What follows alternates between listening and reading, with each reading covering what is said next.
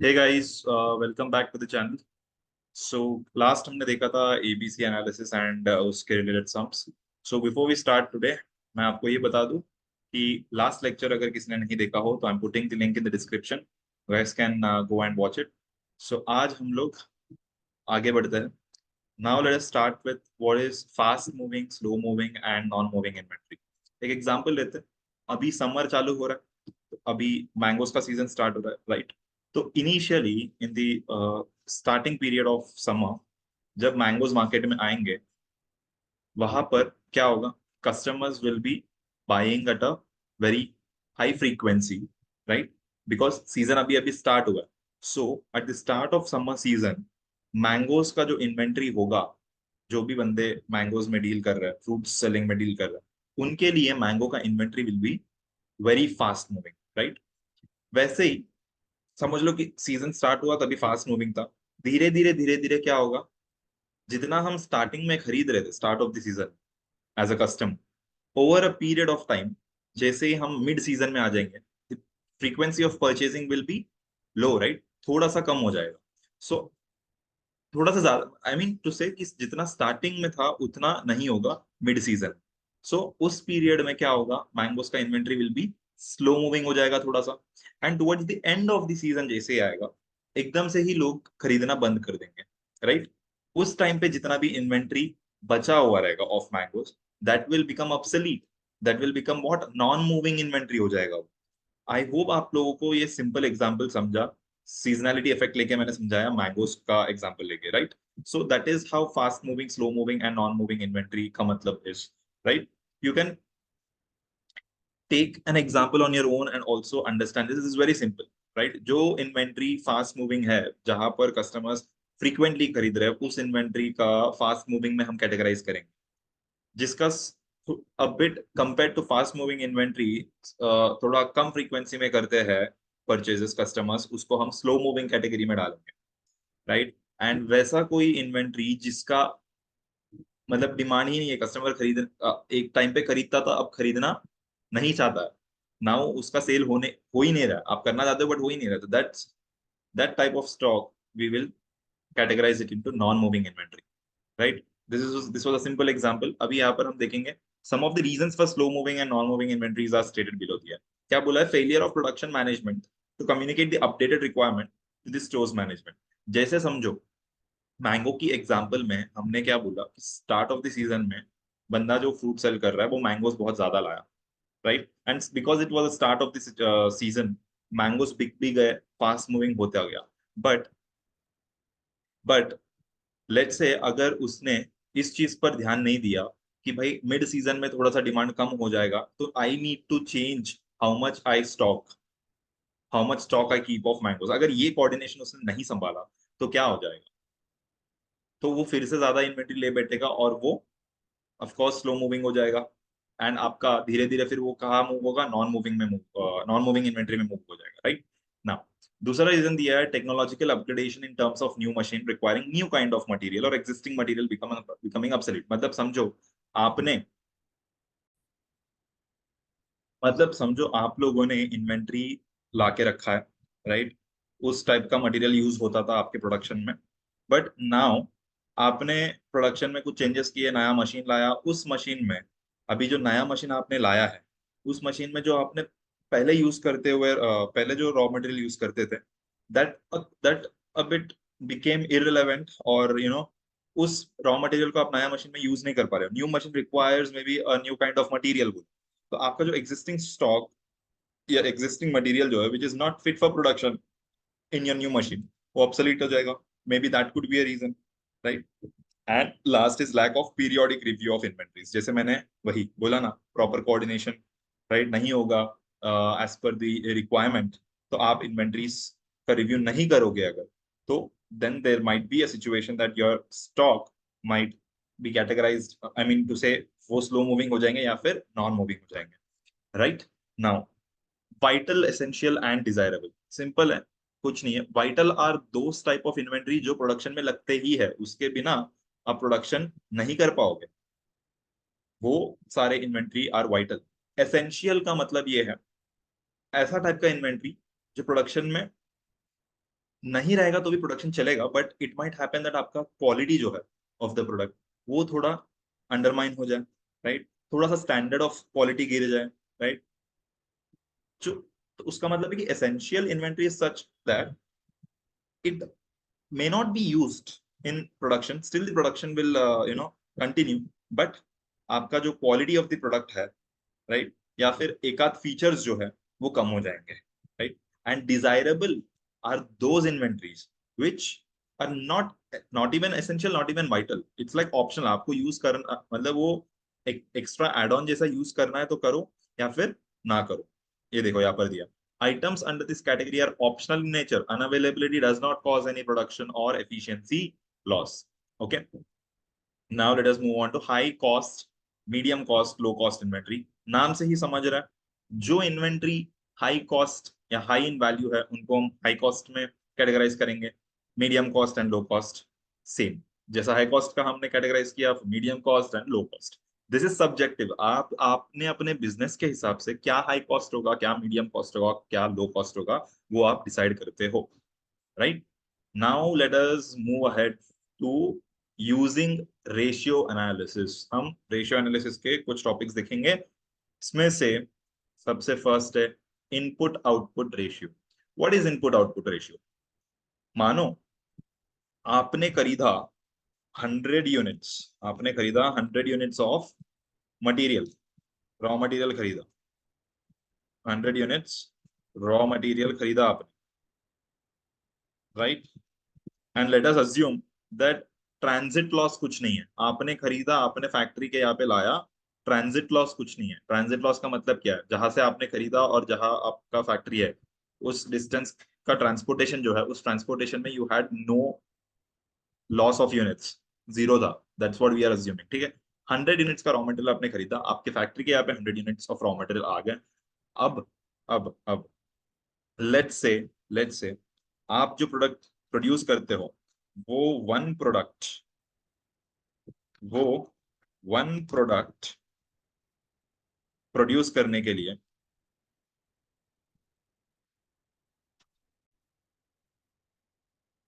Sorry guys, थोड़ा सा network issue था मेरा, just give me a minute. हाँ, सो समझो आपने जो रॉ मटेरियल, आप जो फाइनल प्रोडक्ट प्रोड्यूस करते हो उस एक प्रोडक्ट बनाने में आपको लगता है 10 units of raw material, 10 units of raw material लगता है। Okay guys, so 10 units of raw material लगता है। नाउ आइडियली आइडियली अगर एक प्रोडक्ट बनाने में 10 यूनिट लगते हैं तो आपका आउटपुट कितना होना चाहिए? कंसिडर आपका आउटपुट कितना होना चाहिए? आपका आउटपुट होना चाहिए 100 units of raw material divided by 10 units for each output that you are gonna produce.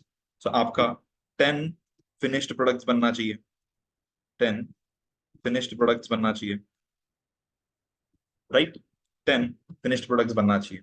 But practically सोचो, आप एक एग्जांपल देता हूं मैं आप लोगों को, लेट्स से इस एग्जांपल को ही ध्यान में रखना, राइट। अभी थोड़ा सा एक और बचपन के दिन याद करो, आपने क्राफ्ट पेपर खरीदा होगा स्कूल में, राइट, क्राफ्ट पेपर खरीदा होगा फॉर क्राफ्ट लेक्चर।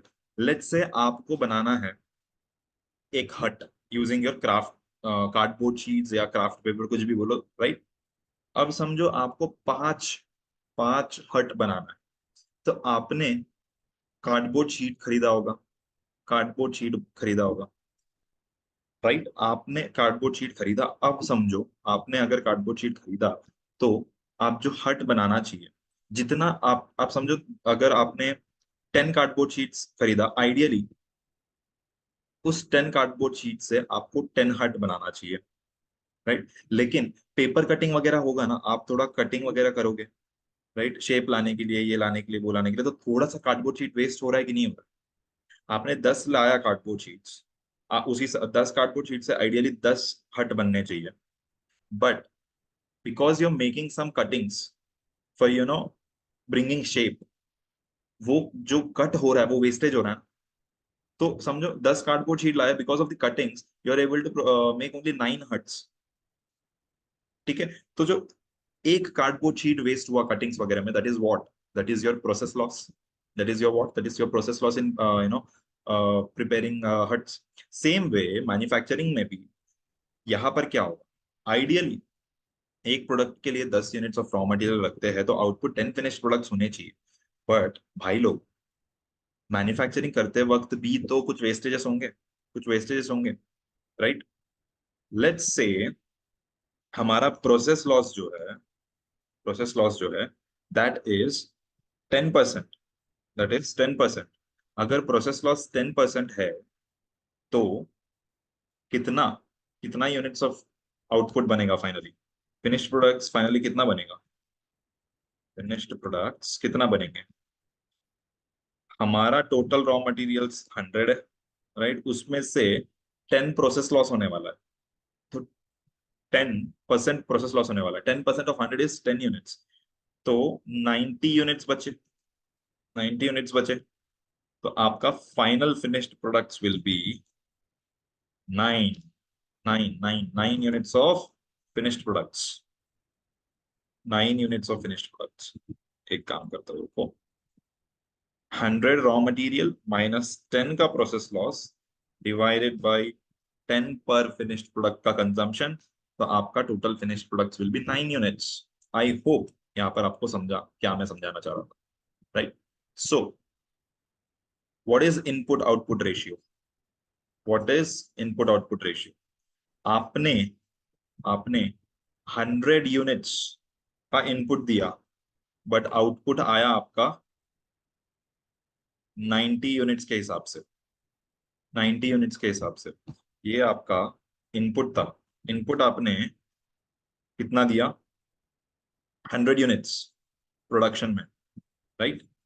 आपको आउटपुट मिला 90 यूनिट्स के हिसाब से, 90 यूनिट्स ऑफ रॉ मटेरियल के हिसाब से। तो आपका input output ratio is this. आपने 100 यूनिट्स दिए प्रोडक्शन में, आपका आउटपुट निकला 90 यूनिट्स के हिसाब से। सो आपका 100:90 का मतलब क्या है? 10% is your process loss, which we assumed here, right? I hope you guys have understood what input output ratio is. Okay, now let us move on to inventory turnover ratio. Inventory turnover ratio का मतलब क्या? Inventory turnover ratio का मतलब ये है guys कि आपने आपका इन्वेंट्री एक साल में कितनी बार रीस्टॉक किया। आपने कितनी बार आपका इन्वेंट्री को रीस्टॉक किया? How many times have you had your inventory reordered, right? तो यहाँ पर अगर आप लोग फॉर्मूला देखोगे, inventory turnover ratio is equals to cost of materials consumed during the period. मतलब एक, लेट अस अज्यूम कि पीरियड का मतलब एक साल की बात हो रहा है, एक फाइनेंशियल ईयर की बात हो रहा है, ठीक है? तो cost of materials consumed during the period का मतलब क्या है? आपने उस पीरियड में कितना वैल्यू का मटेरियल्स कंज्यूम किया in your production, right? And divided by your denominator is cost of average stock held during the period. मतलब on an average at any given point in time आपका stock का value कितना होता है? आपका stock का value कितना होता है, right? That is what it is here. मतलब टोटल वैल्यू डिवाइडेड बाय एक बार में एवरेज स्टॉक का वैल्यू कितना होता है। अगर आप इन दोनों को डिवाइड करोगे तो आपका क्या आएगा? Number of times you ordered new inventory, मतलब कितनी बार आपका इन्वेंट्री आपने रीस्टॉक किया, उसका फ्रीक्वेंसी मिलेगा आपको, राइट? नाउ एवरेज स्टॉक का मतलब क्या है? Half of your opening plus closing stock. आपने क्या करना चाहिए? Opening stock plus closing stock divided by 2 is your average stock. अब आते हैं average number of days of inventory holding. Average number of days of inventory holding पे आते हैं। What is average number of days of inventory holding? मतलब आपने एक बार अगर रिस्टोर किया आपका इन्वेंट्री, तो वो रिस्टोर्ड इन्वेंट्री कितने दिन तक चलेगा? एक टाइम का इन्वेंट्री एक टाइम का इन्वेंट्री कितने दिन तक आपका यूज हुआ is what you are going to calculate here. तो उसका फॉर्मूला क्या है? अगर डेज में कैलकुलेट करना है तो 365 days divided by number of times you had ordered your inventory, that is meant by inventory turnover ratio, frequency of your inventory turnover। कितनी बार आपने इन्वेंट्री रिस्टॉक किया, right. So 365 days divided by inventory turnover ratio करोगे तो एक time का inventory कितना दिन तक चलता है आपका? Average number of days of inventory holding का मतलब वो है, right. Now let us move on to illustrations. हाँ, चलो, illustration number 10. The following data are available in respect of material X for the year ended 31st March 23. Opening stock दिया है, purchases कितना किया ड्यूरिंग द ईयर दिया है, and closing stock दिया हो, and they have asked us to calculate inventory turnover ratio and number of days for which the inventory is held, जो अभी हम लोग ने फॉर्मूला के हिसाब से देखा, राइट। सो इलस्ट्रेशन 10 मैंने यहाँ पर प्लॉट किया, क्वेश्चन में क्या दिया है उस हिसाब से। नाउ गाइस, यहाँ पर सबसे फर्स्ट चीज हम क्या कैलकुलेट करेंगे, याद करो फॉर्मूला क्या है, इन्वेंट्री टर्नओवर रेशियो का फॉर्मूला क्या है? इन्वेंट्री टर्नओवर रेशियो का formula is cost of materials consumed during the period divided by cost of average stock held during the period.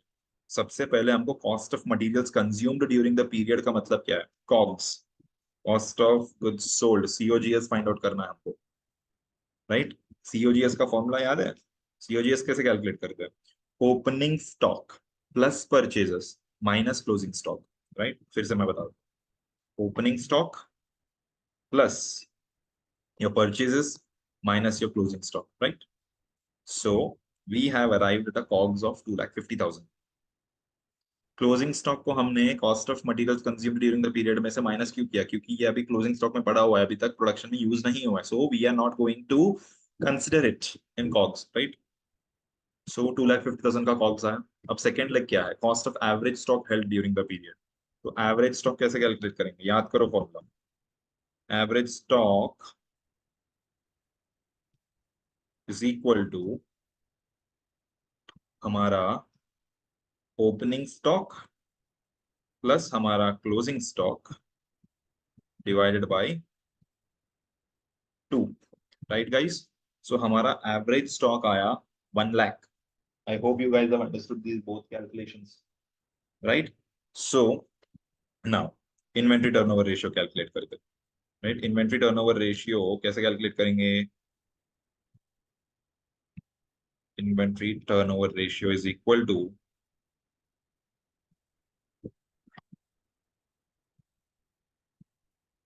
your COGS divided by your average stock. So 2.5 inventory turnover ratio is equal to 2.5 times. Okay. Now आपने calculate करना है क्या, average number of days of inventory holding. उसका formula हमने देखा 365 days divided by inventory turnover ratio, right. So that will B 365 divided by 2.5। सो आपने एक बार order किया हुआ stock will last for 146 days, will last for 146 days, right.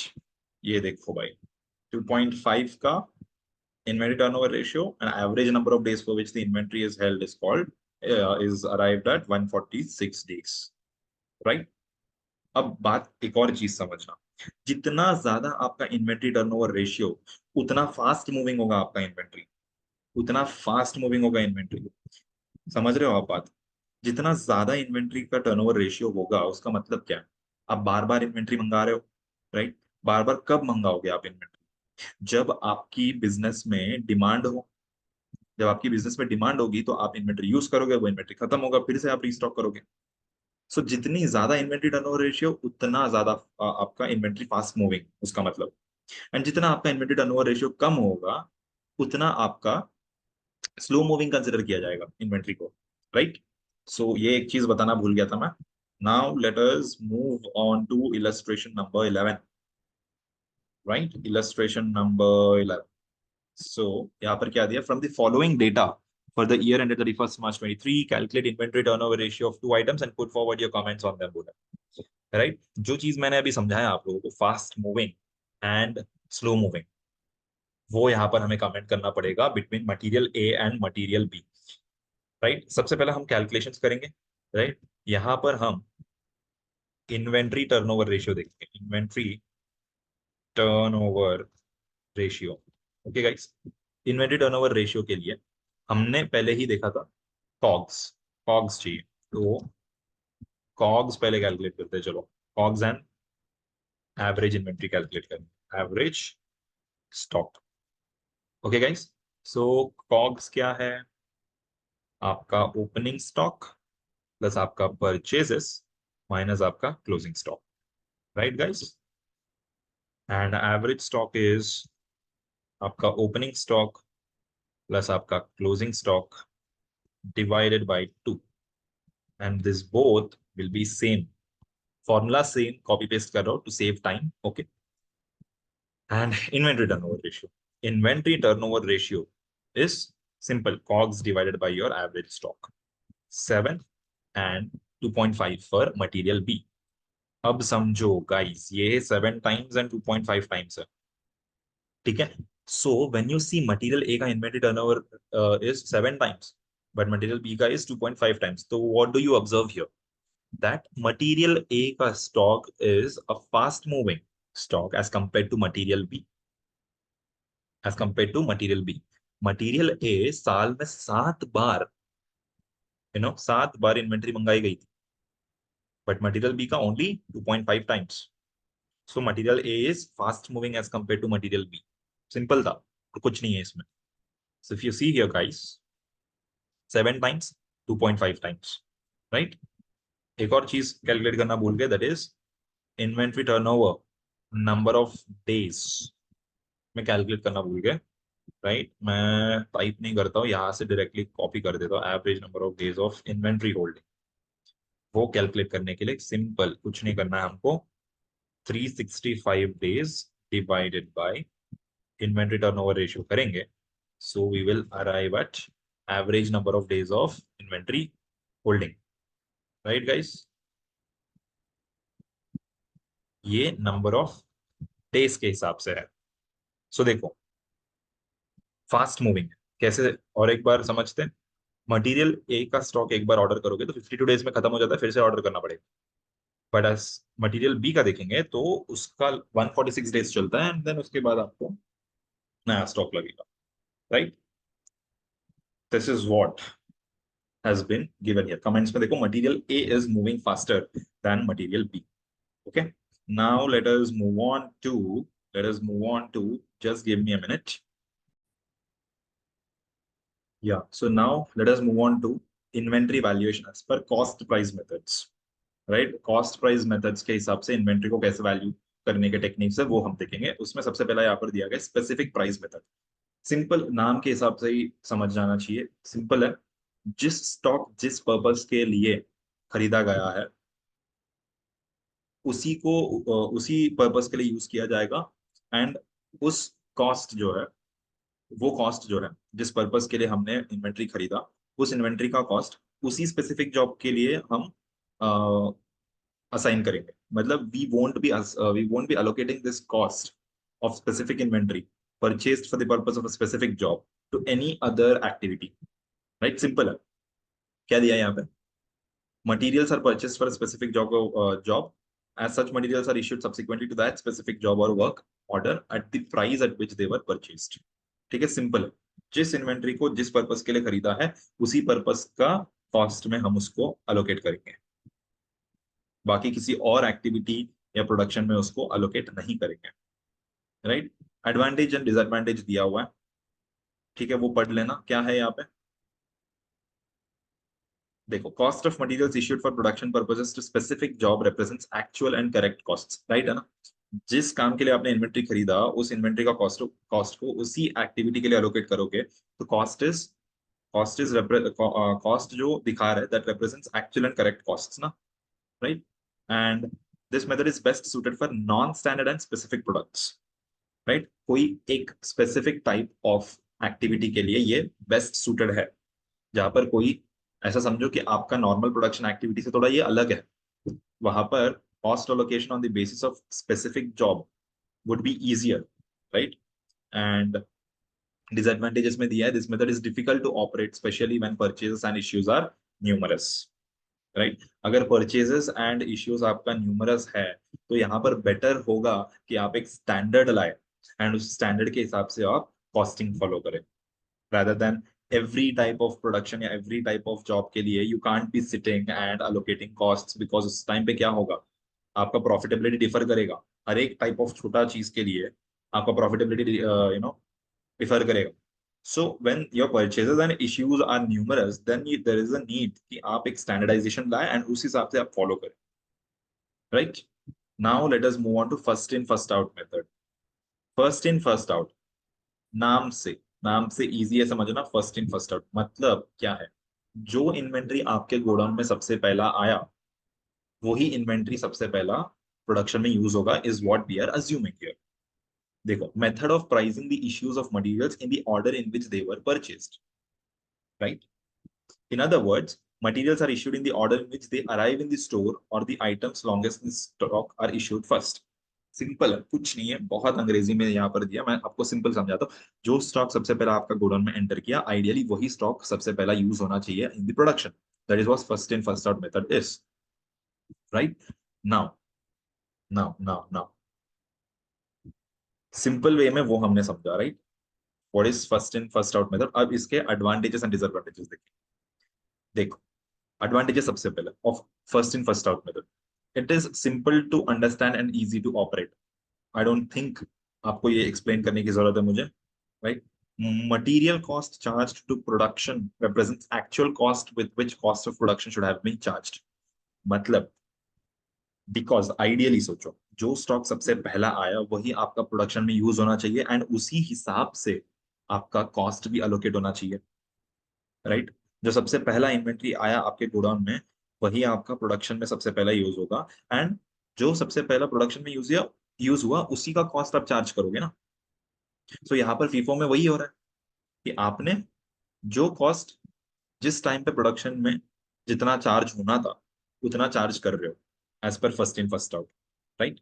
Now in the case of falling prices, the use of this method gives better results।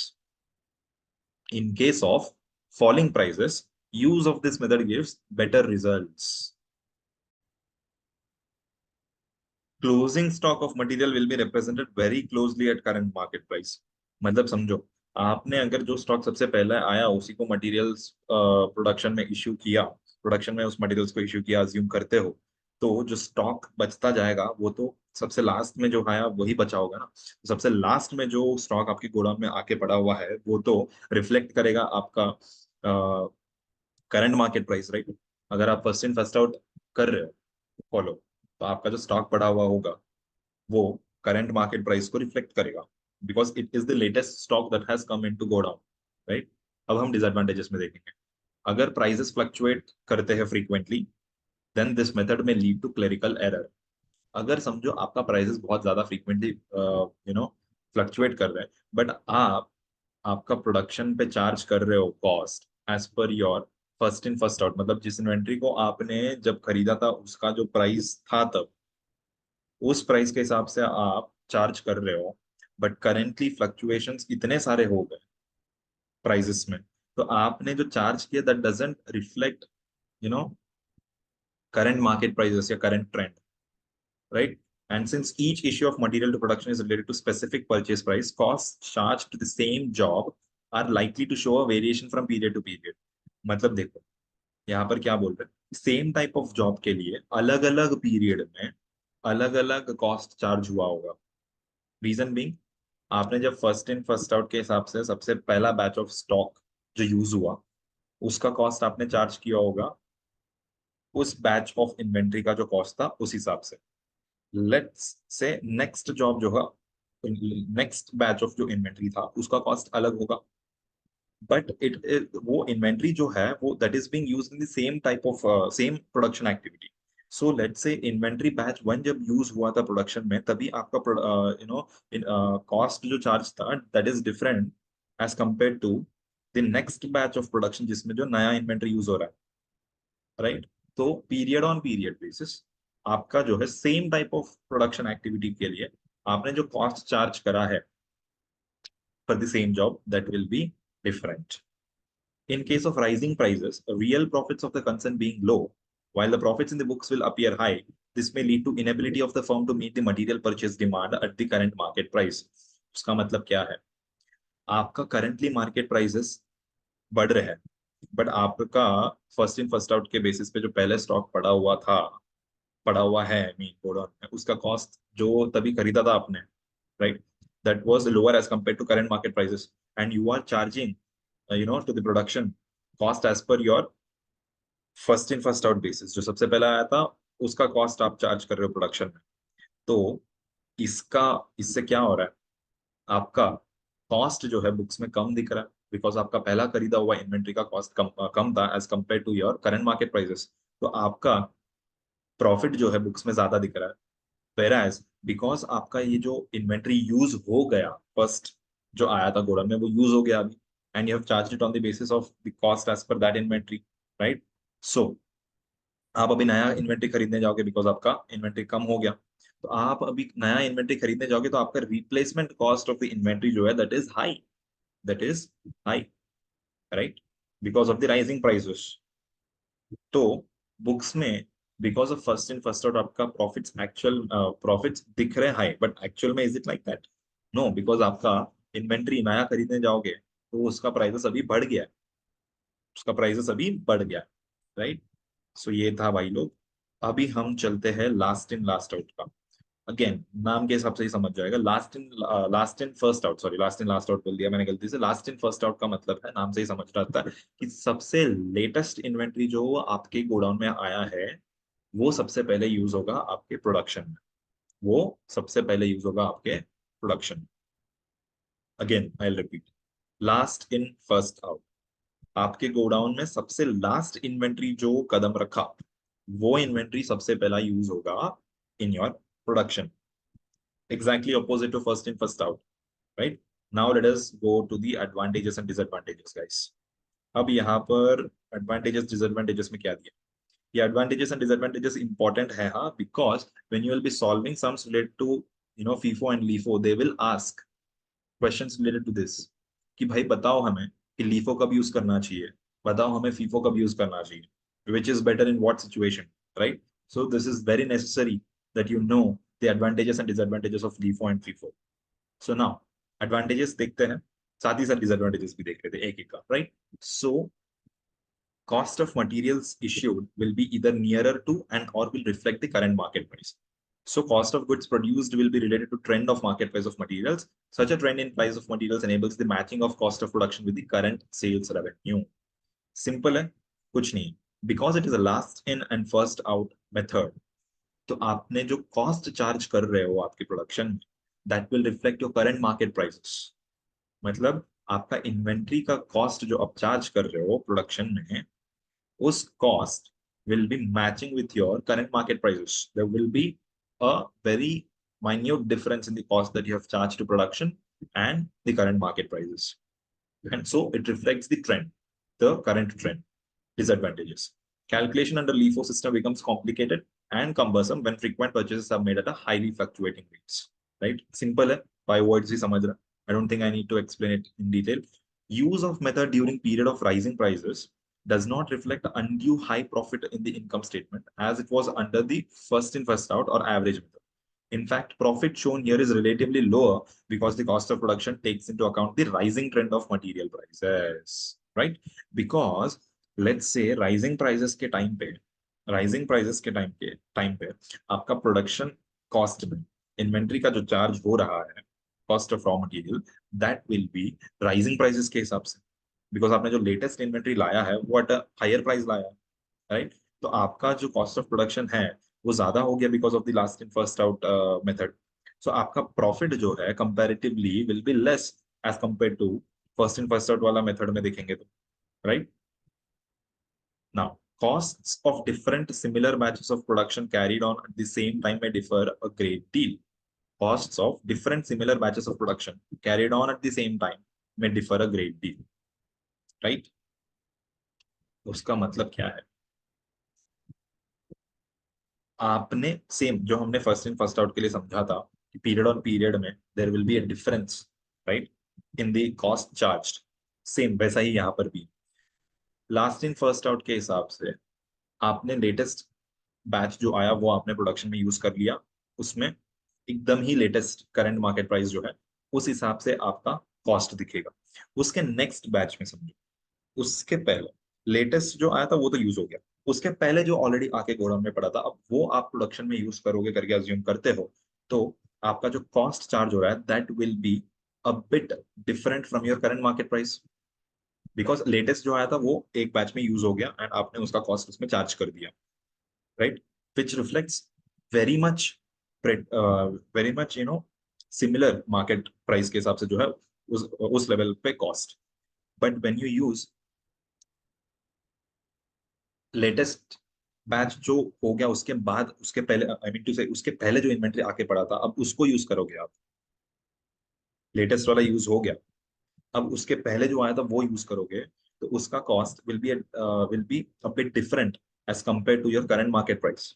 सो वैसा हर batch to batch differ होते जाएगा आपका cost, right. In case of falling prices profit tends to rise due to lower material cost, yet the finished products appear to be more competitive at a market price, right. मतलब आपका selling price same होगा but falling prices के time पे आपका cost जो charge कर रहे हो आप that will be at a lower price, so आपका कॉस्ट ऑफ प्रोडक्शन कम दिखेगा, राइट, सो आपका प्रॉफिट्स बढ़ेंगे। In time of falling prices, there will be need for writing of stock value considerably to stick to the principle of stock valuation, cost or market price, whichever is lower। मतलब जो समझो आपने सबसे पहला stock जो लाके अभी तो करंटली आपका फॉलिंग प्राइस है, बट आपने लेटेस्ट स्टॉक से पहले ही जो स्टॉक आके पड़ा हुआ था वो तो हायर प्राइस पे पड़ा हुआ होगा गोडाउन में, तो उस कॉस्ट को उस इन्वेंट्री का कॉस्ट को आपको राइट डाउन करना पड़ेगा because of the stock valuation principle which says your inventory value should be at cost or market price whichever is lower, right। and यहाँ पर और क्या दिया है, over a period use of LIFO helps to iron out the fluctuations in profits। This method of valuation of material is not acceptable to the income tax authorities, right। and last में in the period of inflation LIFO will tend to show the correct profit and thus avoid paying undue taxes to some extent। बराबर है ना, जो अभी current market prices है उसके हिसाब से आप अगर कॉस्ट में चार्ज कर रहे हो तो आपका प्रॉफिट अकॉर्डिंगली आएगा एंड दस you will pay right taxes. वही अगर फर्स्ट इन फर्स्ट आउट होता तो एक्चुअल में राइजिंग प्राइसेस है भाई, बट आपने फर्स्ट इन बिकॉज जो पहले खरीदा हुआ इन्वेंट्री के हिसाब से आप कॉस्ट चार्ज कर रहे हो तो आपका प्रॉफिट ज्यादा दिख रहा है, तो आप टैक्स भी ज्यादा भर रहे हो विच is not like matching, right. I hope you guys have understood। now let us move on to illustration number 12 in, ठीक है, I would request you all to go through the question once and then we'll start solving it। So guys, yes, यहाँ पर क्या पूछा है? Chief accountant argues that value of closing stock remains same no matter which method of pricing of materials issues is used. Do you agree? Why or why not? Explain। Detailed stores ledgers are not required। ठीक है। State when and why would you recommend the LIFO method of pricing material issues। ठीक है।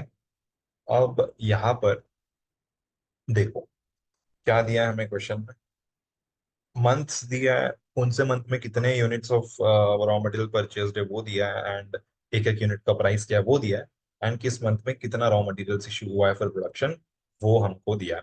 Month, purchased units, price per unit and issued number of units, and that is what I have plotted here, right.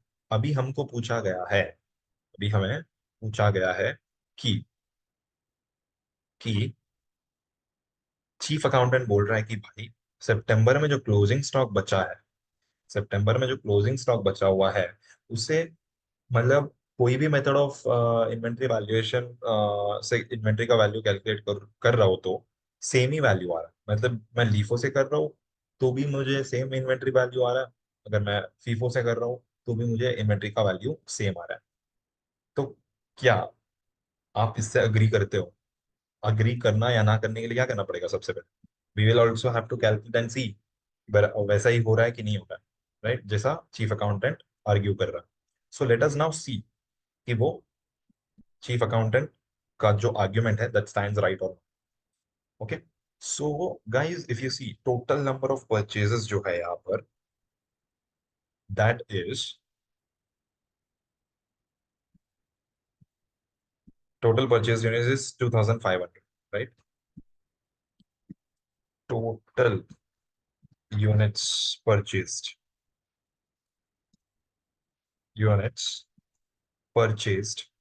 is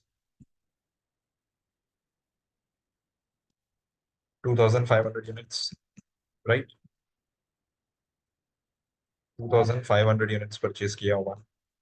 Now total units issued for production कितना? That is sum of this. ये nil को मैं consider नहीं कर रहा हूँ, फिर वो मुझे वैल्यू नहीं देगा. Nil is any which way 0, right? तो 2300 units, right? अब गाइस देखना, तो क्लोजिंग स्टॉक कितना हुआ आपका? क्लोजिंग स्टॉक बनता है 2500 units minus 2300 units. 200 units is your closing stock. 2300 में से, sorry, 2500 minus 2300 is your 200 units, which is your closing stock, right? So now आप लोग यहाँ पर अगर ध्यान से देखो, अप्रैल से लेके अगस्त तक का आपका परचेजेस बनते हैं टोटल 1900. यहाँ पर देख रहे हो सम 1900. नीचे नीचे देखना, मैं सर्कल कर रहा हूँ 1900, या फिर मैं यहाँ पर सम कर देता हूँ. यहाँ पर आप अगर देखोगे टोटल परचेजेस टिल अगस्त, आपका टोटल परचेजेस है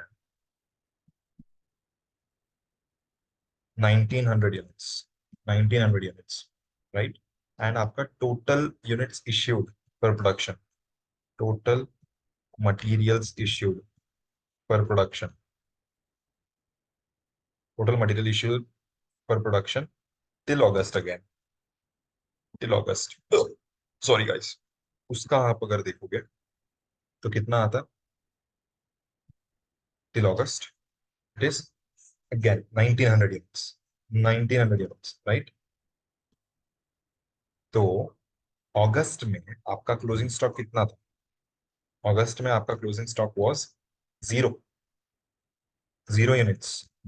अगस्त में आपका क्लोजिंग स्टॉक वाज 0 यूनिट्स. यहाँ पर हमने जो देखा ऊपर का calculation, this was at the end of September, the end of September, right?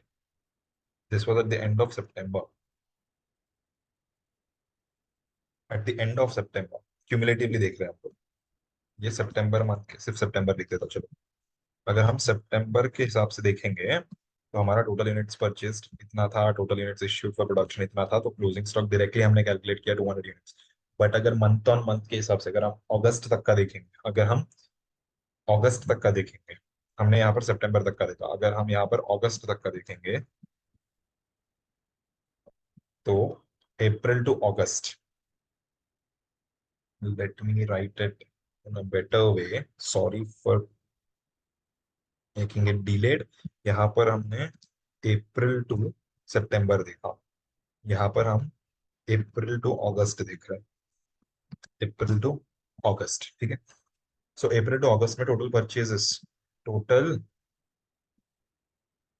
Purchases till August was 1900 and materials issued was 1900. तो आपका अगस्त के एंड में 0 यूनिट्स थे क्लोजिंग स्टॉक. उसका मतलब क्या है? उसका मतलब है कि फर्स्ट सितंबर को, एक फर्स्ट सितंबर को आपका ओपनिंग स्टॉक 0 यूनिट्स है, 0 यूनिट्स है, राइट? एंड आपने जीरो, अगर ओपनिंग स्टॉक 0 यूनिट्स है ऑन फर्स्ट सितंबर, तो उसका मतलब क्या है? 31 अगस्त तक जितने भी परचेजेस आपने किए थे, 31 अगस्त तक आपने जितने भी परचेजेस किए थे, which is 1900 units, it has been used totally in your production, and that is why आपका closing stock as on 31 August 0 था, and so opening stock as on 1 सितंबर 0 यूनिट्स है, राइट ना। आपने परचेजेस करा in the month of September. In the month of सितंबर आपने purchases किया, कितना किया ने परचेजेस, कितना किया, सॉरी गाइस एक मिनट, या सितंबर मंथ में आपने परचेजेस करा कितने यूनिट्स का, 600 यूनिट्स का, राइट। एंड आपने मटेरियल्स कितना इश्यू किया प्रोडक्शन में, issue to production, right, in the month of September, in the month of September. To production निकाल देता हूँ मैं, सिर्फ सितंबर लिखता हूँ, चलो।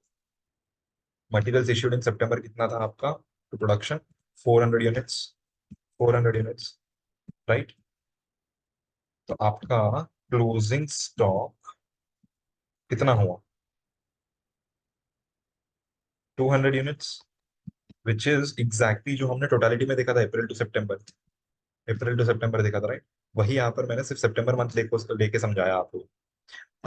अब समझो हम फीफो के हिसाब से वैल्यू कर रहे हैं स्टॉक को, क्लोजिंग स्टॉक को, ठीक है। अगर हम फीफो के हिसाब से करेंगे, व्हाट इज फीफो, फीफो का मतलब है first in first out, first in first out, right. तो 1 सितंबर को आपका ओपनिंग स्टॉक तो 0 था, तो इन्वेंट्री वैल्यूएशन की तो बात आती नहीं है, राइट।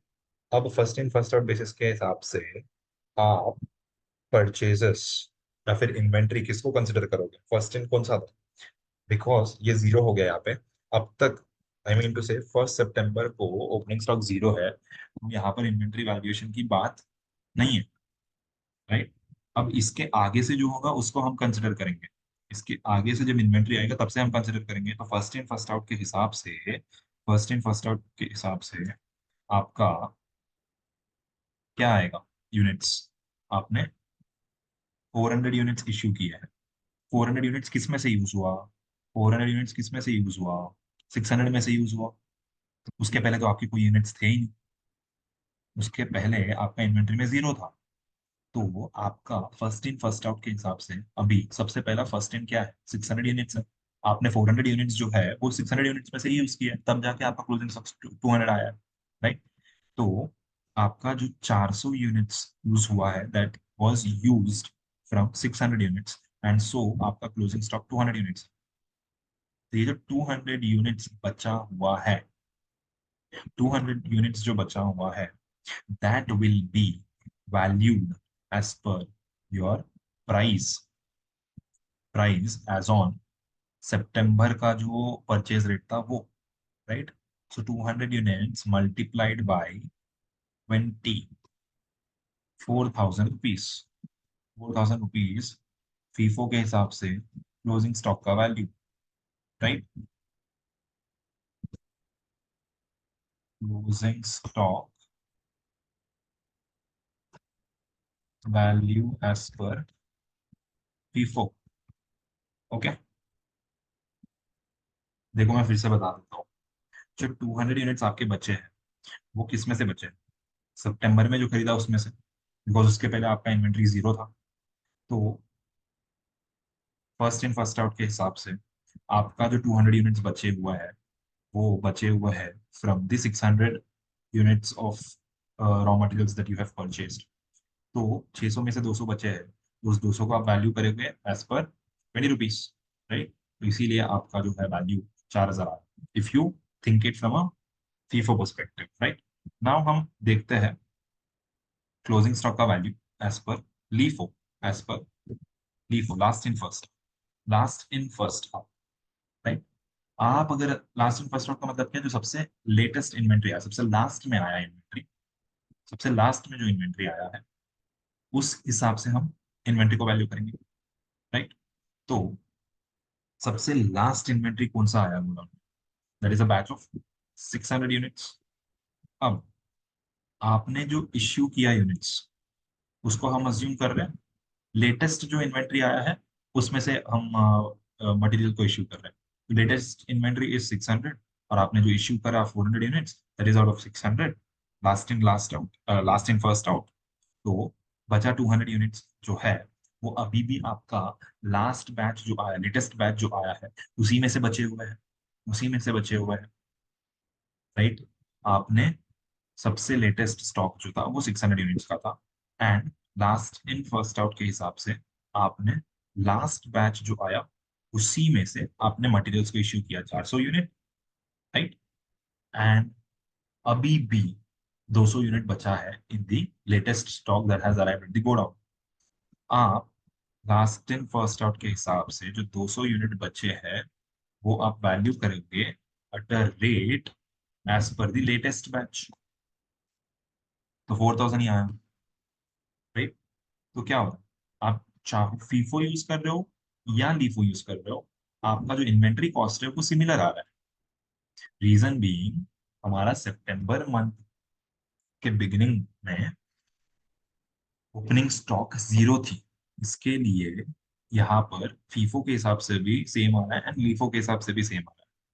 अगर समझो सितंबर मंथ के बाद, आई मीन टू से 1 सितंबर के बाद अगर सितंबर में 2 टाइम्स परचेजेस किए होते, 2 बार अलग अलग डेट्स पे परचेजेस किए होते, तो फीफो के हिसाब से वैल्यू अलग आता एंड लीफो के हिसाब से वैल्यू अलग आता, because opening stock as on 1st September was zero and purchases in the month of September was only once and material issued was also only once। तो चाहे आप फीफो फॉलो कर रहे हो या लीफो फॉलो कर रहे हो, आपका वैल्यू जो है of the closing stock that is arriving same. ठीक है, I hope you guys have understood this. तो हमारा चीफ अकाउंटेंट का जो आर्ग्यूमेंट है that stands right, that stands right. ठीक है, ये हमने सिर्फ सितंबर मंथ के हिसाब से देखा, तो चीफ अकाउंटेंट का आर्ग्यूमेंट इज राइट। बट अगर समझो हम क्लोजिंग स्टॉक वैल्यूएशन और at the end of each month देखेंगे तो that will be different. I mean to say कि जो ओपनिंग स्टॉक जीरो है एज ऑन 1 सितंबर, ये सिर्फ सितंबर में ऐसा हुआ है, ठीक है। अगर आप दूसरा कोई भी मंथ देखोगे तो ओपनिंग स्टॉक है, क्लोजिंग स्टॉक सब कुछ है। तो आप अगर सेम कैलकुलेशंस अप्रैल मंथ के लिए, मई मंथ के लिए, जून ऑन एक एक मंथ ऑन मंथ बेसिस पे करोगे ना, तो फिर भाई लीफो के हिसाब से अलग आएगा, फीफो के हिसाब से अलग आएगा, बिकॉज इन केसेस में there is opening stock and closing stock. ठीक है, जैसे आप अगर यहाँ पर देखोगे अप्रैल में 200 है, ठीक है, but issued units is zero, issued units is zero. मई मंथ में परचेज्ड यूनिट्स 300 है एंड इश्यूड यूनिट्स इज 250। ठीक है, आप अगर फर्स्ट इन फर्स्ट आउट के हिसाब से देखोगे, फर्स्ट इन फर्स्ट आउट के हिसाब से देखोगे, वैल्यूएशन करने की सोचोगे अगर eight the end of month में, तो आप जो इश्यू किया है 250 यूनिट्स, आप अज्यूम करोगे कि 200 यूनिट्स जो है आउट ऑफ 250 वो यूज हुआ है from units purchased in April, units purchased in April. ठीक है, एंड रिमेनिंग 50 जो है दैट इज यूज्ड फ्रॉम मई, दैट इज यूज्ड फ्रॉम मई। ठीक है, तो बचा कितना मई में, 250 यूनिट्स बचे out of your purchased 300 units. तो आपने 250 यूनिट्स वैल्यू करेंगे, वो वैल्यू करोगे at a price of 24। This is as per first in first out. ठीक है, लेट्स समझो आप लास्ट इन फर्स्ट, हाँ, तो उसके फर्स्ट इन फर्स्ट आउट के हिसाब से आपका वैल्यू क्या हो जाएगा, 250 units of closing stock in the month of May multiplied by 24। This is as per your FIFO. ठीक है, लेकिन समझो आप last in first out follow कर रहे हो, तो मई मंथ में जो 250 यूनिट्स यूज हुए हैं, ठीक है, वो आप अज्यूम कर रहे हो लास्ट इन फर्स्ट आउट के हिसाब से जो लेटेस्ट बैच है उसमें से यूज हो रहा है, उसमें से यूज हो रहा है। तो आपका इन्वेंट्री वैल्यूएशन क्या होगा, इन्वेंट्री वैल्यूएशन क्या होगा, क्या होगा, देखो 300 में से 250 पूरा यूज कर लिया लास्ट इन फर्स्ट आउट के हिसाब से, तो मई मंथ में जो इन्वेंट्री खरीदा था ना आप 300 यूनिट्स, उसमें से बचा आपका 50 यूनिट्स, उसको आप वैल्यू करोगे eight the rate of 24 plus 200 unit और भी बचा हुआ है जो अप्रैल में खरीदा था, राइट। अप्रैल में खरीदा हुआ बचा है ना, तो उसको आप वैल्यू खरीद करोगे 200 मल्टीप्लाइड बाय 25। ठीक है, तो आपका इन्वेंट्री वैल्यूएशन 6200 हुआ। डीफो के हिसाब से डिफरेंस आया ना, यहाँ पर सेम आ रहा है क्या? नहीं आ रहा है, right? Because at the end of the month May, your actual number of units purchased and actual number of units issued to production is not same. तो आपका ओपनिंग स्टॉक क्लोजिंग स्टॉक की बात आती है, फिर उसके हिसाब से हमारा यहाँ पर डिफरेंसेस आया है। I hope you guys have understood. ठीक है, तो अगर आप ईच मंथ एंड के हिसाब से देखोगे, तो चीफ अकाउंटेंट का जो आर्ग्यूमेंट है that won't stand right. But अगर हम सिर्फ सितंबर मंथ की देखेंगे, तो सितंबर मंथ में सेम आ रहा है, तो सितंबर मंथ के हिसाब से chief accountant argument is right. Okay guys, I hope you guys have understood. Now let us see the second part what they have asked. State when and why would you recommend the LIFO method of pricing material issues. ये आप advantages जो हमने देखा था of LIFO, वो यहाँ पर लिखोगे तो सेट हो जाएगा, जो हमने ऑलरेडी ऊपर देखा था। So I am not explaining you again. इस बेसिकली LIFO मेथड कब यूज करोगे, तो आप क्या लिखोगे? एडवांटेजेस ऑफ LIFO लिखोगे, right? Now let us move on to illustration number 13 please. एक बार गो थ्रू करना, then we will start with solving this. Okay, so यहाँ पर क्या पूछा है हमें? Calculate using FIFO and LIFO methods of pricing issues value of materials consumed during the period, value of stock of materials on 15th April 2023।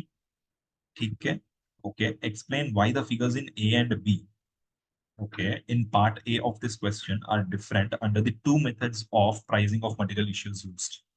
You need not draw up the stores ledger. Okay, हमें सबसे पहला बोला है कि जो भी information दिया हुआ है उस हिसाब से फीफो मेथड में कॉस्ट ऑफ मटेरियल्स कंज्यूम्ड कितना आ रहा है, क्लोजिंग स्टॉक कितना आ रहा है। लीफो मेथड के हिसाब से cost of materials consumed and stock का वैल्यू कितना आ रहा है, क्लोजिंग स्टॉक का। And FIFO and LIFO methods के हिसाब से जो जो डिफरेंसेस है आंसर में, वो आंसर का डिफरेंसेस क्यों है वो समझाने के लिए पूछा है, right? I I hope you guys have understood what the institute is asking us. ठीक है, फीफो लीफो के हिसाब से वैल्यूज फाइंड आउट करो, एंड फीफो लीफो के हिसाब से वैल्यूज अलग है, तो अलग क्यों आया है उसका एक्सप्लेनेशन मांगा है। ठीक है, go through the question. So guys, now यहाँ पर आप लोग अगर देखोगे, आई hope you guys have gone through the question properly. हाँ, तो मैंने यहाँ पर कुछ नहीं, एक टेबुलर फॉर्मेट में whatever has been given in the question मैंने यहाँ पर प्लॉट किया है। ओपनिंग स्टॉक एंड परचेज को अलग से प्लॉट किया है, रॉ मटेरियल्स इश्यूड को अलग से प्लॉट किया है। ठीक है, now let's start with the answer. हम क्या करेंगे अभी, यहाँ पर सेम टेबल फॉर्मेट को कॉपी करेंगे, यहाँ पर अमाउंट। ओके,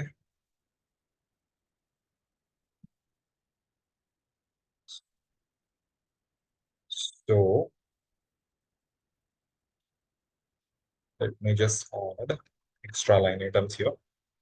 ठीक है, नाउ सबसे पहले फर्स्ट डेट क्या है, 1 अप्रैल 2023। 1 अप्रैल 2023 को हमारा ओपनिंग स्टॉक है 100 यूनिट्स, राइट? 100 यूनिट्स है, एंड उसका वैल्यू 5 रुपीज है, तो उसका पर यूनिट वैल्यू 5 रुपीज है, तो टोटल 100 यूनिट्स के हिसाब से 500 हो गया, राइट?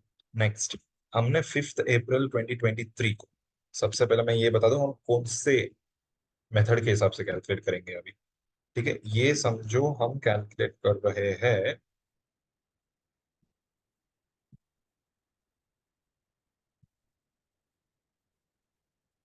फीफो के हिसाब से। ओके, फीफो मेथड फॉलो कर रहे हैं हम लोग फीफो के हिसाब से। अब 5 अप्रैल को क्या हुआ, हमने परचेजेस किए, हमने परचेजेस किए। यहाँ पर क्लोजिंग स्टॉक डाल देता हूँ मैं, ठीक है? समझने के लिए वो डाल रहा हूँ, क्यों वहां पर डाला आप लोगों को समझेगा। ठीक है, 5 अप्रैल को वी हैव मेड परचेजेस कितना, 300 यूनिट्स, उसका वैल्यू क्या है, 6 पर यूनिट। तो total amount would be 1800 rupees. ठीक है, तो हमारा 1 अप्रैल 2023 को कुछ मटेरियल इश्यू नहीं हुआ, कुछ परचेजेस नहीं हुआ, तो हमारा closing stock as on 1 April 2023 is 100 units. हमारा 5 अप्रैल को परचेजेस हुआ, बट अभी तक कुछ इश्यूज नहीं हुए हैं, तो हमारा closing stock would be as on 5 April 2023 would be in दोनों का सम 400 यूनिट्स। ठीक है, अब देखो, परचेजेस सीधा 8 अप्रैल को है, बट उससे पहले हमारा 6 अप्रैल को मटेरियल इश्यू हुआ है 250 यूनिट्स। 250 यूनिट्स का मटेरियल इश्यू हुआ, तो हम यहाँ पर 6 अप्रैल 2023 को मटेरियल इश्यूड। ठीक है, कितना यूनिट्स का इश्यू हुआ है? 250 यूनिट्स का इश्यू, राइट? 250 यूनिट्स। लेकिन अभी एक बात सुन, फर्स्ट इन फर्स्ट आउट की बात कर रहे हैं, right? First in first out की बात कर रहे हैं। तो गाइस, 250 यूनिट्स में से सबसे पहला कौन सा स्टॉक हम लोग यूज करेंगे? हमारा जो 1 अप्रैल को पड़ा हुआ 100 है, उसमें से यूज करेंगे 100 यूनिट्स, राइट? एंड देखो यहाँ पर, ये 100 यूनिट्स में पहले यूज कर दो, क्योंकि फर्स्ट इन फर्स्ट आउट है, तो सबसे पहला मेरा गोडाउन में ये स्टॉक आया था जो 1 अप्रैल को पड़ा हुआ, वो मैं सबसे पहला यूज किया होगा, एंड उसका वैल्यू है 5। ठीक है, तो ये हो गया। मैं एक काम कर दो, यहाँ पर माइनस में डाल देता हूँ, because it is material issue. ठीक है, तो मेरा 500 का कंजम्पशन हो गया। 100, अब कितना बचा? 250 में से 100 हमने यूज कर लिया, जो 1 अप्रैल को ओपनिंग स्टॉक पड़ा था उसमें से। अब और 150 पड़ा हुआ है, वो कहाँ से यूज करेंगे? 6 अप्रैल को टोटल 250 यूनिट्स इशू हुआ है, जिसमें से 100 units we thought we assume कि 1 अप्रैल को जो स्टॉक था उसमें से यूज हो गया, एंड वो स्टॉक कम पड़ गया, तो अभी हम जो नया स्टॉक खरीदा था उसमें से यूज करेंगे। वो कितना खरीदा था? 300 खरीदा था, राइट? बट 300 तो खरीदा था, ठीक है, उसमें से यूज कितना हुआ? 150 ही हुआ। ठीक है, 150 ही यूज हुआ। 150 कैसे बोल रहा हूँ मैं? क्योंकि टोटल यूनिट्स 250 इश्यू हुए थे ऑन 6 अप्रैल, उसमें से 100 ओपनिंग स्टॉक एज ऑन 1 अप्रैल में से यूज कर लिया। वो एग्जॉस्ट करने के बाद नेक्स्ट जो बैच 300 के खरीदे थे हमने, उसमें से 150 यूज कर लिया, राइट? तो उसका क्या वैल्यू है? ये 150 किस में से यूज कर रहे हैं? ये 5 अप्रैल को जो परचेज किया उस स्टॉक से, तो उसका रेट क्या है? 6, राइट? तो this multiplied by this is 900। अब अब closing stock as on 6 April कितना होगा? क्लोजिंग स्टॉक, एक मिनट गाइस,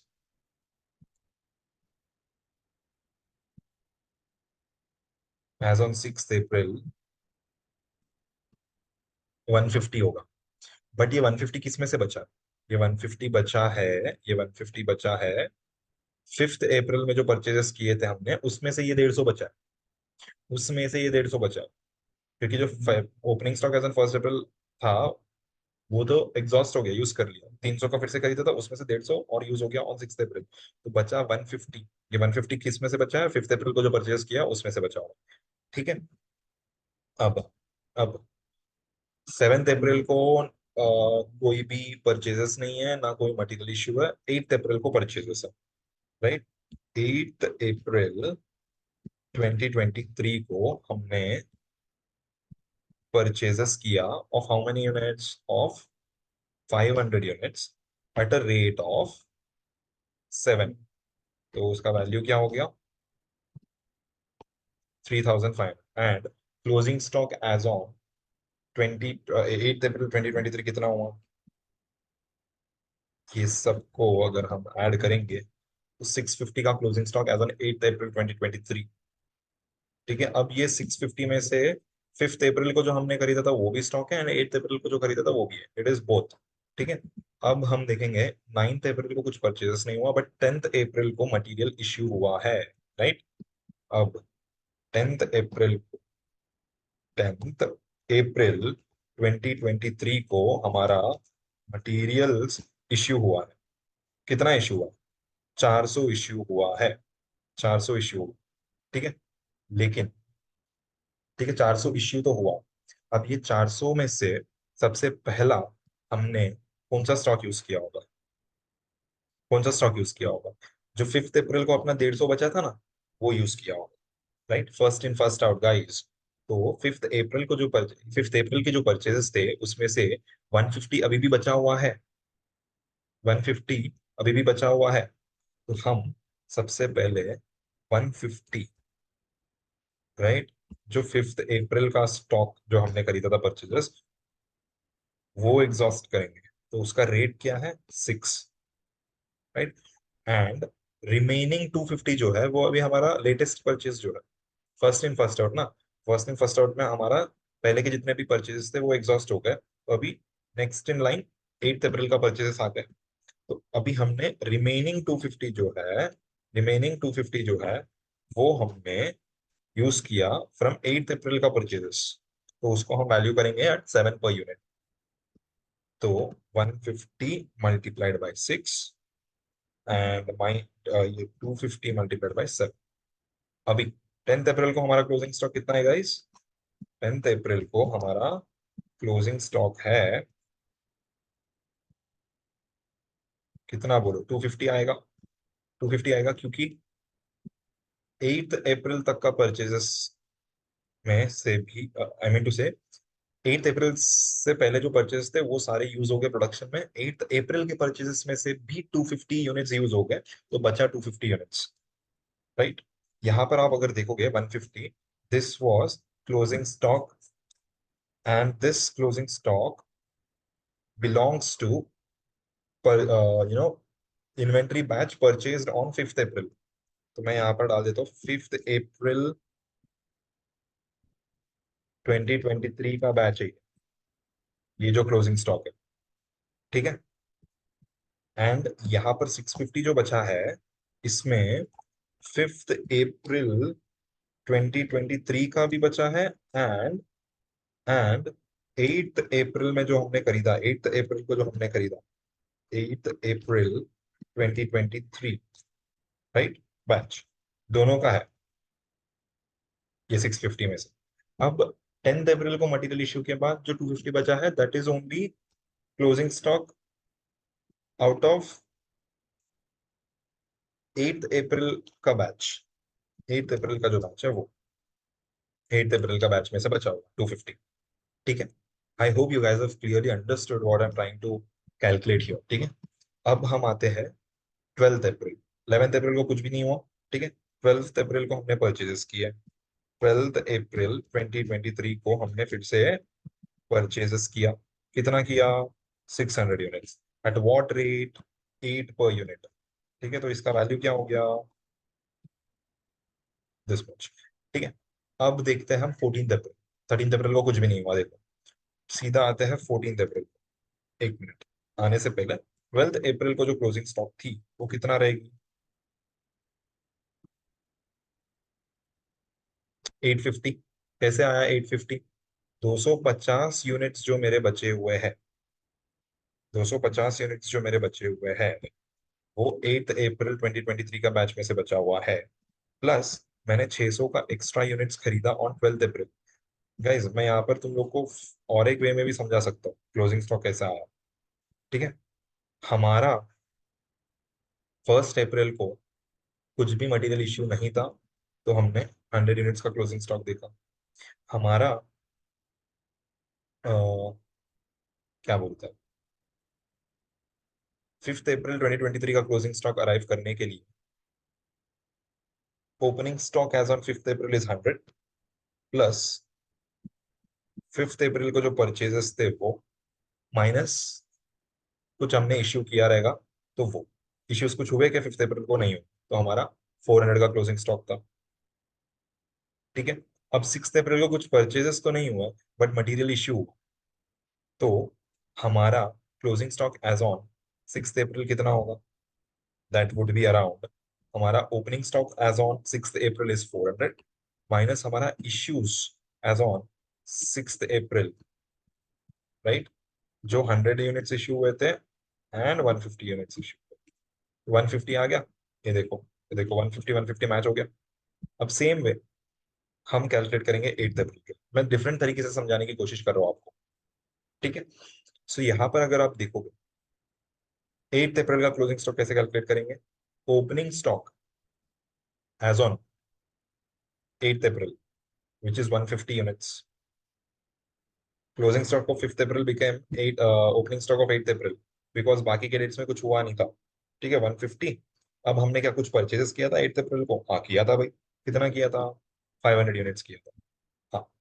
क्या हमने 8th अप्रैल को कुछ इश्यूज किए थे, मटेरियल इश्यूज किए थे प्रोडक्शन के लिए? नहीं किए थे। तो हमारा closing stock as on 8th April 650 बन गया। राइट। अब 9th अप्रैल को कुछ नहीं हुआ। Right. Opening stock as on 8th April, sorry, closing stock of 8th April was opening stock of 9th April and it was also closing stock on 9th April, same था। सो 9th अप्रैल को कुछ नहीं हुआ। अभी 10th अप्रैल में, 10th April को हमारा जो ओपनिंग स्टॉक है उसमें हम ऐड करेंगे कुछ परचेजेस होगा तो। बट क्या परचेजेस थे? कुछ नहीं थे। बट क्या कुछ मटेरियल इश्यूज थे? आते। कितना था? 150 एंड 250। तो हमारा 10th अप्रैल में क्लोजिंग स्टॉक बचा 250। अब 12th अप्रैल का कैलकुलेट करने के लिए 12th अप्रैल को ओपनिंग स्टॉक था 250। बस क्या हमने कुछ परचेज किया था? हाँ। कितना? 600। क्या हमने कुछ मटेरियल इशू किया है 12th अप्रैल को? नहीं। तो हमारा क्लोजिंग स्टॉक आया 850। 850, राइट। तो इस 850 में से हमारा कौन सा बैचेस का इन्वेंट्री पड़ा हुआ है?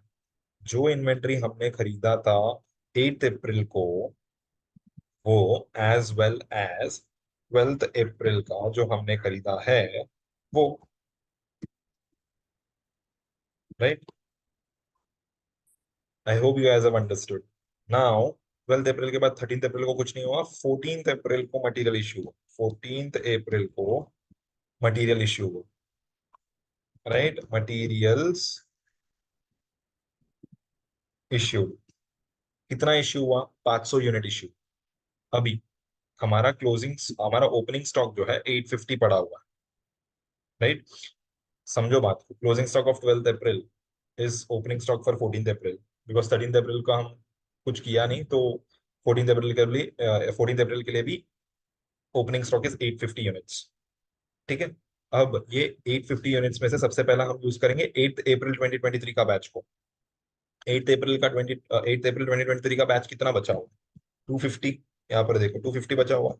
राइट। तो माइनस 250 एंड 8th अप्रैल का बैच का कॉस्ट क्या है? 7। राइट। अब 500 में से 250 हो गया। बचा कितना? और 250। तो ये 250 कहाँ से इश्यू हो रहा है? बैच जो हमने परचेज किया था 12th अप्रैल को, तो उसका रेट क्या है? 8। तो लो भाई, ये आ गया हमारा मटेरियल इश्यूड का cost on 14th April. Right. ये देखो। अब हमारा क्लोजिंग स्टॉक कितना बचा? 850 माइनस, राइट, माइनस ये materials issued on 14th April 250 out of 8th April batch and 250 out of 12th अप्रैल का बैच। हमारा क्लोजिंग स्टॉक बचा 350 यूनिट्स। अब ये 350 किस में से बचा? ये 350 बचा है from inventory batch purchased on 12th April. 12th April, right.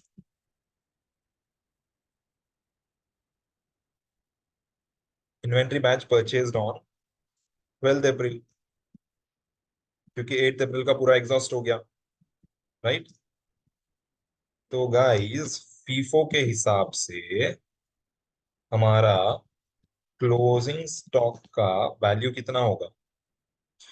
350 unit बचे हैं एंड रेट हम यूज करेंगे 12th अप्रैल का बिकॉज ये जो 350 बचे हैं this is remaining out of purchases made on 12th April. 350।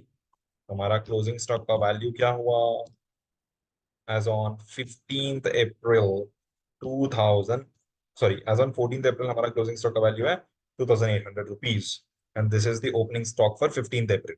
Right. या फिर इसको बोलो opening stock on 15th April 2023 350 at the rate of 8 rupees per unit 2800 rupees का stock value as per FIFO है ये। I hope you guys have understood the sum. अभी और एक बाकी है, लीफो के हिसाब से भी कैलकुलेशन बाकी है गाइस। ठीक है। हमने ओपनिंग स्टॉक ऑन 15 अप्रैल तो देख लिया गाइस। अभी दूसरी बात, एक और चीज भी पूछा है, कॉस्ट ऑफ मटेरियल्स कंज्यूम्ड भी तो फाइंड आउट करना है। कॉस्ट ऑफ मटेरियल्स कंज्यूम्ड भी तो फाइंड आउट करना है, वो कितना है? कॉस्ट ऑफ मटेरियल्स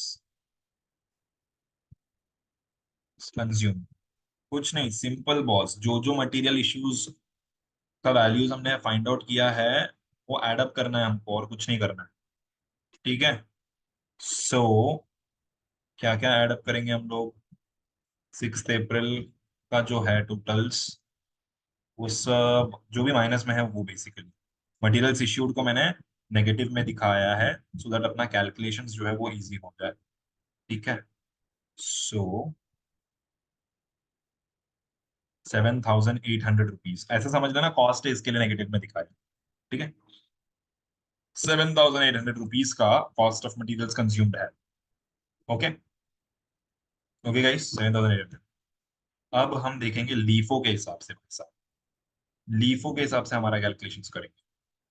लीफो के हिसाब से हमारा कैलकुलेशंस करेंगे। Just copy this table over here. करते हैं। Late me just delete all this, and this is LIFO. or maybe what I can do is I can take this table and calculate it over। ठीक है, चलो यही पे कर देते हैं। I will, for easy scrolling, मैं ये डेटा को नीचे भी कॉपी कर लेता हूँ।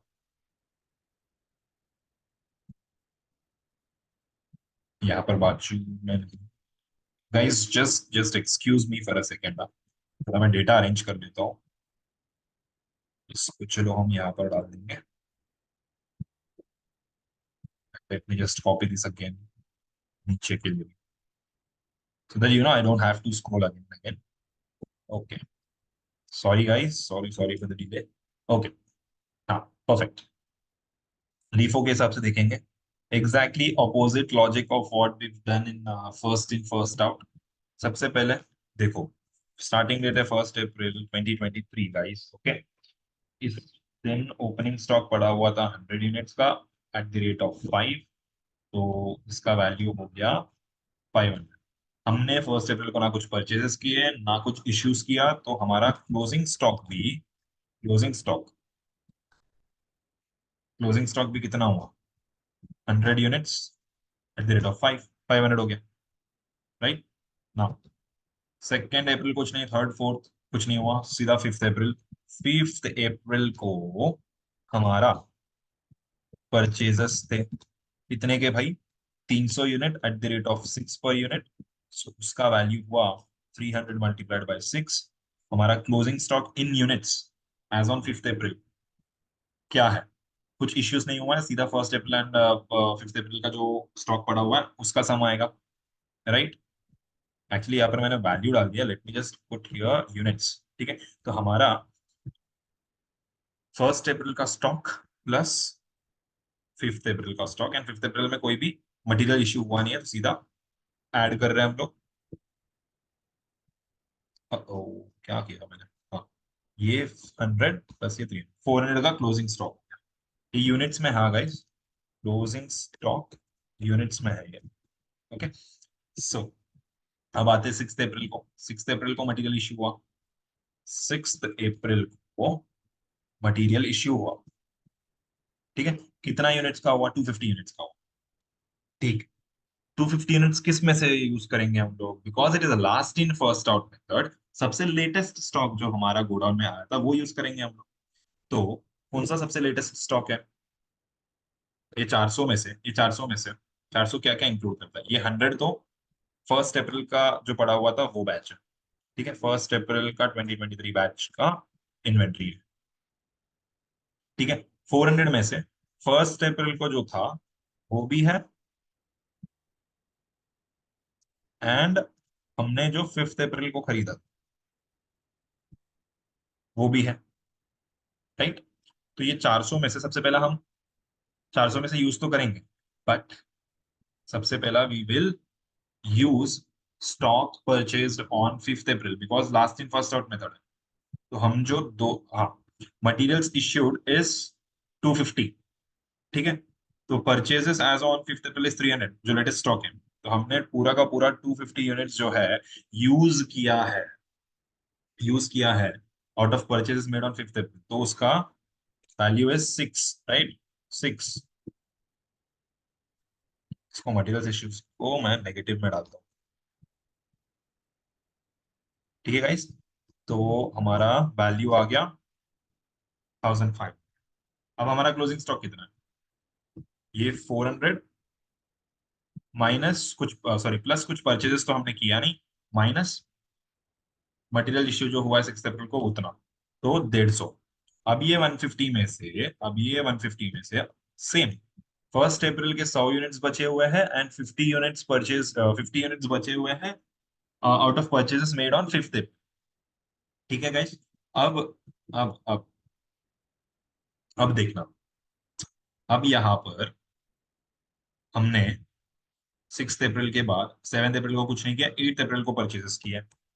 8th अप्रैल 2023 को परचेजेस हमने किया। कितने कितने यूनिट्स का किया? 500 यूनिट्स का किया। At what rate? Eight a rate of 7 per unit. तो वैल्यू बन गया 3500। अब 8th अप्रैल का स्टॉक कितना है? 150 जो पहले बचा हुआ था प्लस 500 जो हमने 8th अप्रैल को खरीदा, टोटल 650। अब इसमें से क्या क्या है? फर्स्ट अप्रैल का 100 यूनिट्स बचा हुआ है, ठीक है। 50 यूनिट्स 5th अप्रैल के बचे हुए हैं, right, and 500 new units, right, 500 new units purchased on 8th April and 8th अप्रैल 2023, ठीक है, 8th अप्रैल 2023। अब 9th अप्रैल को कुछ नहीं हुआ, 10th अप्रैल को मटेरियल्स इशू हुआ है। 10th अप्रैल 2023 मटेरियल्स इशू कितना हुआ भाई? 400 यूनिट्स ऑफ मटेरियल इशू हुआ। So last in first out method के हिसाब से हम मटेरियल्स इशू उस स्टॉक में से करेंगे जो सबसे लेटेस्ट आया। सबसे लेटेस्ट स्टॉक कौन सा है? 8th अप्रैल का। 8th अप्रैल को हमने परचेज किए थे 500। तो हमने अभी उस 500 में से 400 यूनिट इश्यू कर दिए ऑन 10th अप्रैल, ठीक है, बिकॉज इट इज लेटेस्ट, हम लेटेस्ट रेट रहेंगे तो वो 7 पर यूनिट हो गया। एंड मटेरियल इश्यूड का value on 10th April is 2800। अब हमारे पास स्टॉक कितना बचा? 650 जो बचा था टोटल, उसमें से हमने मटेरियल इश्यू कर दिया 400, ठीक है, 250 बचे। अब इस 250 में से गाइस फर्स्ट अप्रैल का 100 यूनिट अभी भी है। 50 यूनिट्स जो बचे हुए हैं वो 5th अप्रैल 2023 के बचे हुए हैं एंड 100 यूनिट्स जो है वो बचे हुए हैं of purchases made on 8th अप्रैल 2023। एक फ्लो में समझने की कोशिश करोगे तो तुमको समझेगा, ठीक है। 250 यूनिट में से 100 यूनिट्स फर्स्ट अप्रैल को जो थे वो है, 50 यूनिट्स जो है 5th अप्रैल के बैच में से पड़े हुए हैं एंड 100 यूनिट्स जो है वो 8th अप्रैल के पड़े हुए हैं। 8th अप्रैल का 100 यूनिट्स कैसे आया? ये देखो, 500 में से 400 यूज कर लिया, 500 माइनस 400 कितना? 100, राइट। सो नाउ 10th अप्रैल हो गया, 11th अप्रैल को कुछ नहीं हुआ, 12th अप्रैल को हमने परचेजेस किया। 12th अप्रैल को हमने परचेजेस किया, कितना किया? परचेजेस कितना किया हमने? 600 यूनिट्स किए। ये देखो 600 यूनिट्स 12th अप्रैल को परचेज किया at what rate? Eight a rate of 8 per unit, ठीक है। तो उसका वैल्यू क्या आया? 600 मल्टीप्लाइड बाई 8। ओके, 12th अप्रैल को क्लोजिंग स्टॉक कितना आया गाइस? कितना रहेगा? जो हमारा ओपनिंग स्टॉक है 250 प्लस हमने जो परचेजेस किया है वो माइनस एनी मटेरियल्स इशू, लेकिन 12th अप्रैल को कोई मटेरियल इशू नहीं हुआ है, तो डायरेक्टली 850। अब इस 850 units of closing stock as on 12th April 2023 में है, 23 में फर्स्ट अप्रैल के 100 यूनिट्स है, 5th अप्रैल के 50 यूनिट्स बचे हुए हैं, 8th अप्रैल के 100 यूनिट्स बचे हुए हैं एंड आज हमने जो 12th अप्रैल को परचेजेस किया है वो भी बचा हुआ है and 12th April 2023, right, right guys. अब 13th अप्रैल को कुछ नहीं हुआ, 14 अप्रैल को मटेरियल्स इश्यू हुए, 14 अप्रैल 2023 मटेरियल्स इश्यूड हुआ। कितना material issue? 500 units of material issue. Again last in first out, तो सबसे लेटेस्ट स्टॉक में से यूज होगा, राइट? तो जो हमने 500 यूनिट इश्यू करा on 14 April, this will be, एक मिनट गाइस, हाँ, दिस विल बी, ओके, हाँ, this will be used from latest stock that is purchased on 12th April। Latest हमारा परचेज कभी हुआ? 12th अप्रैल को हुआ, तो रेट हम लोग 8 लेंगे because we are using latest stock. तो गाइस वैल्यू हुआ इसका 4000। अभी हमारा 14th अप्रैल का क्लोजिंग स्टॉक कितना है guys?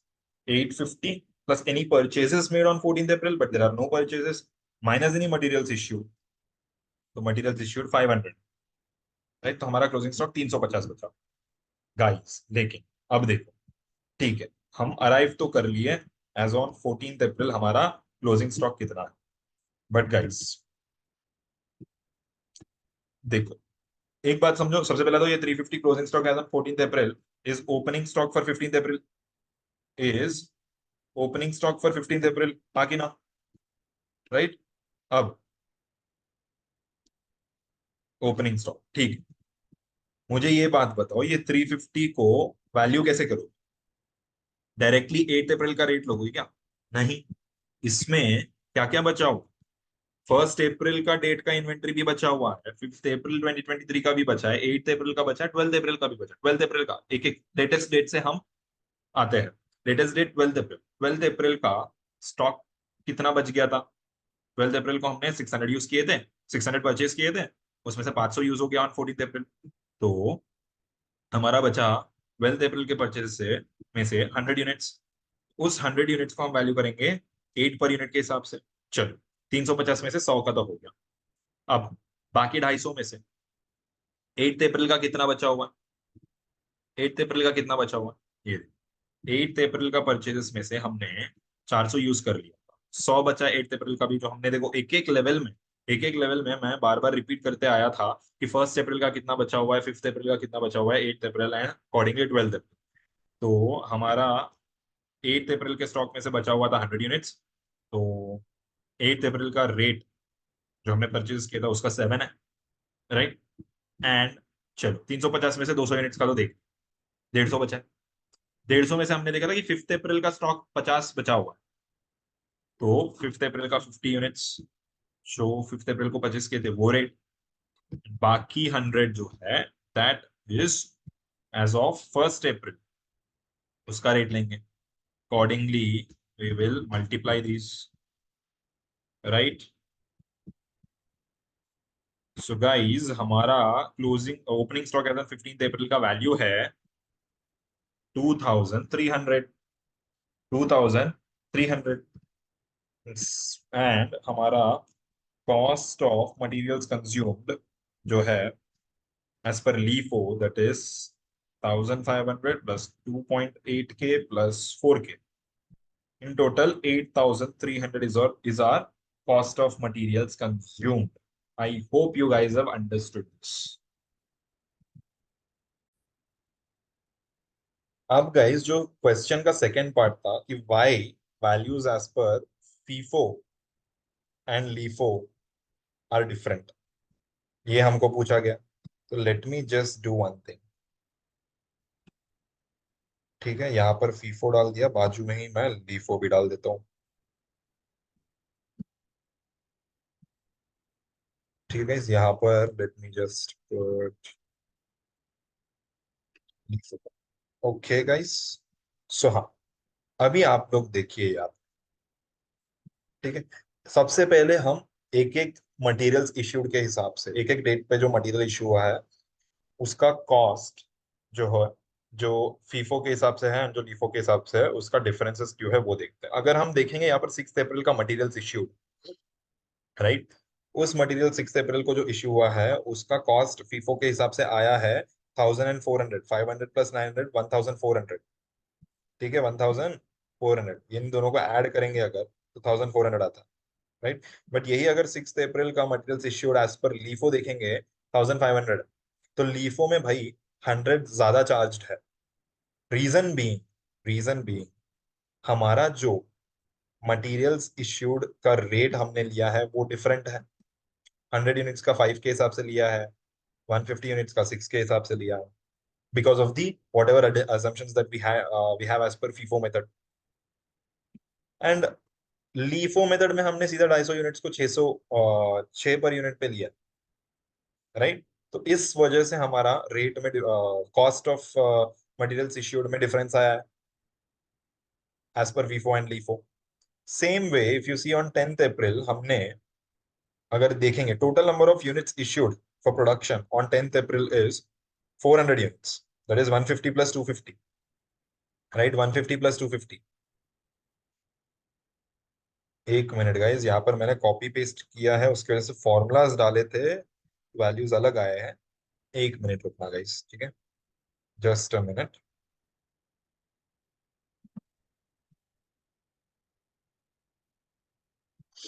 Late me just correct this. कहाँ गया भाई? Okay, okay.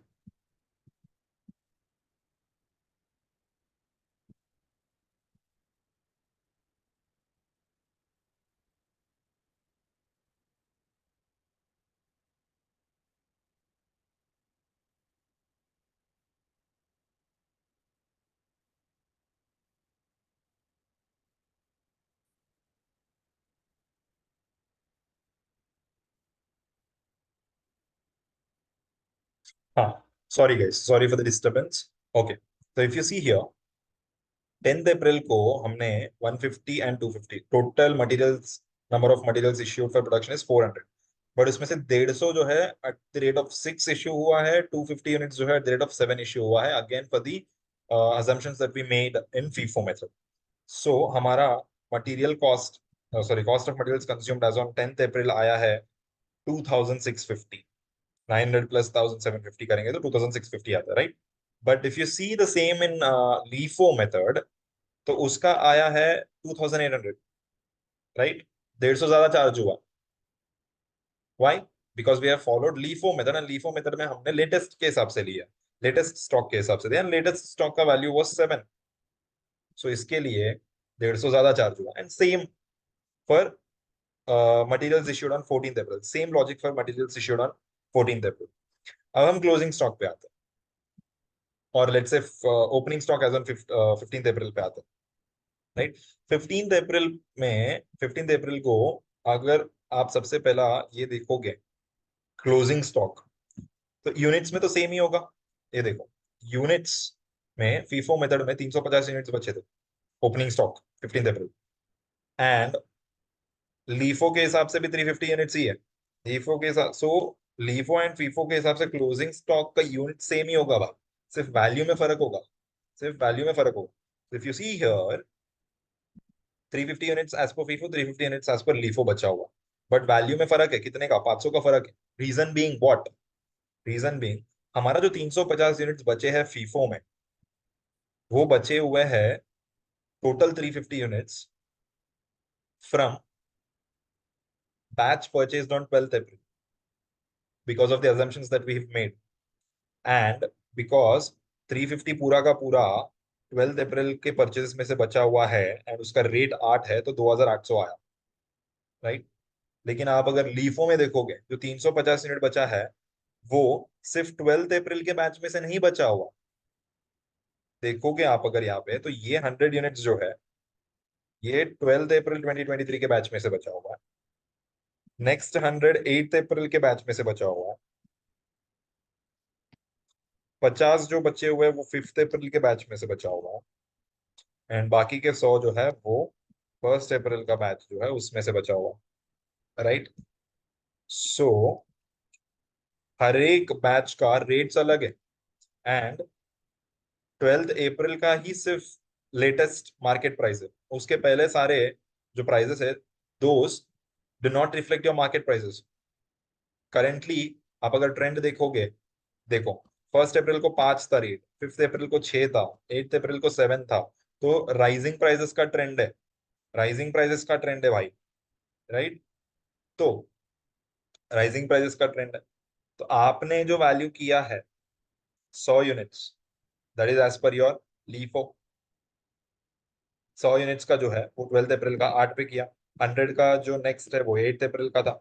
तो आपने अलग अलग रेट्स पे किया हुआ है बिकॉज आपका अजम्पशंस जो आपने किए फॉर लीफो मेथड, तो उस हिसाब से आपका जो वैल्यू आया है वो 2300 आया है क्लोजिंग स्टॉक, और sorry opening stock as on 15 April का, right? I hope you guys have understood. FIFO में सीधा सीधा 12 अप्रैल का ही बैच में से बचा हुआ था 350 यूनिट, इसके लिए 350 यूनिट्स पे हमने 12 अप्रैल का ही रेट लगाया, दैट इज वाई 2800 आया हमको। बट लीफो में जो 350 यूनिट बचे हैं वो not just from the batch of 12 April but 8th, 5th and 1st अप्रैल, तो हमने रेस्पेक्टिव रेट्स के हिसाब से कैलकुलेट किया तो हमको 2300 आया, दैट इज वाई यहाँ पर क्लोजिंग स्टॉक का value is more as per FIFO. यही पूछा था एक्सप्लेन करने के लिए, this you need to explain in words, okay? I hope you guys have understood the logic. चलो, we'll stop here for today guys, okay? If you have any doubts please put them in the comment section, I'll try solve them, okay? Let's meet in the next lecture. Thank you guys, bye.